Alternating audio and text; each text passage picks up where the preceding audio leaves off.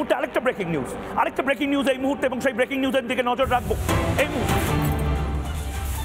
Republic বাংলার হাতে অবশেষে অপারেশন সিঁদুর 2 অর্থাৎ দ্বিতীয় ভাগে যে সিঁদুর অপারেশন হয়েছে, বৃহস্পতিবার রাত সকালে যে অপারেশনটা হয়েছে লাহোর করাচি পর্যন্ত যেখানে পৌঁছে গেছিল ভারতীয় বিমান, তার পুঙ্খানুপুঙ্খ ডিটেলস বুধবার ঘরে ঢুকে মারতে সময় লেগেছে 7 মিনিট। এবার সারা রাত জুড়ে তাণ্ডব লীলা চলেছে। বৃহস্পতিবার সারা রাত রুদ্রমূর্তি ধারণ করেছে ভারত। ভয়ঙ্কর অবস্থা, রুদ্রমূর্তি ধারণ করেছে ভারত, এবং সেই ছবি আপনাদের স্ক্রিনে আপনারা দেখেছেন।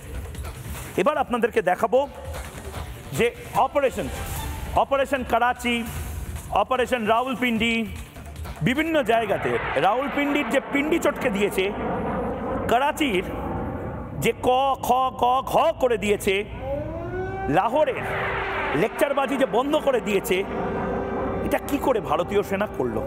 এবং আমার গর্ব হচ্ছে সুদর্শন চক্রের জন্য। আমার গর্ব হচ্ছে শ্রীকৃষ্ণের সুদর্শন চক্র এখানেও ব্যবহার হয়েছে।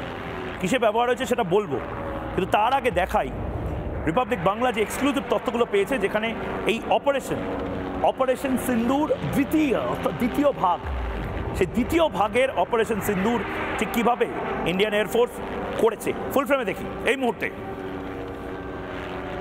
দেখুন ভালো করে। মিসাইল লঞ্চারগুলো ধরা পড়ে ভারতের র্যাডারে। পাকিস্তান প্রথম ভোর রাতে চেষ্টা করে যে পাকিস্তান ভারতের বিভিন্ন শহর অ্যাটাক করবে।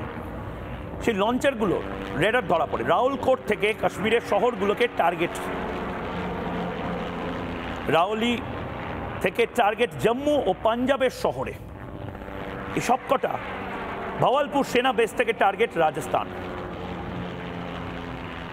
সিন্ধ থেকে টার্গেট ভুজ। এগুলো সব পাকিস্তান করেছিল। অপারেশনে ব্যবহার হয় স্কাই স্ট্রাইকারের। র্যাডারে প্রথম ধরা পড়ে যে পাকিস্তান কিছু একটা করতে চলেছে রাত 1টার সময়। ভারতের প্রত্যাঘাত চলে সকাল 7টা পর্যন্ত, মানে রাত 1টা থেকে সকাল 7টা। পাকিস্তান এটা করেছে জেনেই পাল্টা মারতে শুরু করে ভারত, এবং এমন মার মেরেছে অপারেশন এখনো জারি। ভালো করে বুঝুন, এটা একটা বড় খবর। অপারেশন তার মানে এখনো জারি। অপারেশন সিঁদুর বা সিন্দুর এখনো জারি। ব্রেকিং নিউজ এটা।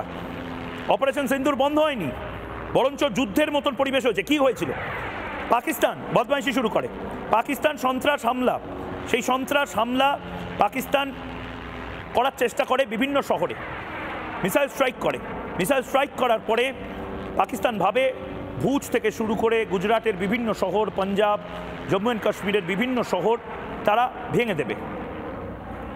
এবং আমি একদম স্পেসিফিক্যালি যে জায়গাগুলোর কথা বললাম, আমরা কিন্তু আবারও বলছি ডি-এসকেলেশন।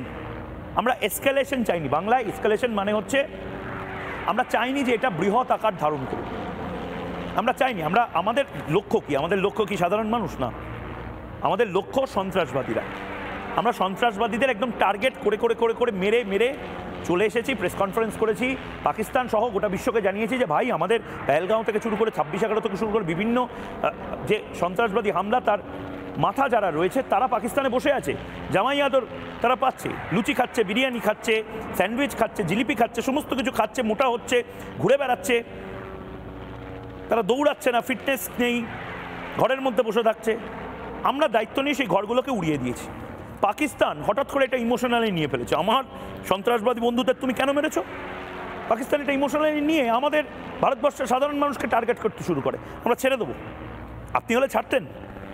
আপনার বাড়িতে অকারণে কেউ যদি টানা মারধর করে, থাপ্পড় মারে, বোমা ফাটিয়ে চলে যায়, আপনি কি ছেড়ে দিতেন?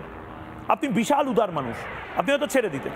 কিন্তু তারপর আপনি রাস্তায় বেরোচ্ছেন, তখনও আপনাকে মারছে, আপনি ছেড়ে দিতেন নাকি? একটা পয়েন্টের পরে তো আপনি বলবেন যে যারা মারছে তাদের আইডেন্টিফাই করেছি, পুলিশে খবর দিয়েছি, পুলিশ ব্যবস্থা নেয়নি, এবার আমরা গিয়ে পিটিয়ে দিয়ে চলে আসছি। পাকিস্তানের সাথে ভারত ঠিক এই কাজটা করেছে। নানা ধরনের কন্টেন্ট দেখার জন্য লাইক করুন, শেয়ার করুন আমাদের ফেসবুক পেজ, সাবস্ক্রাইব করুন আমাদের ইউটিউব চ্যানেল। পাশাপাশি অন্যান্য ব্রেকিং নিউজের জন্য অবশ্যই চোখ রাখুন রিপাবলিক বাংলায়।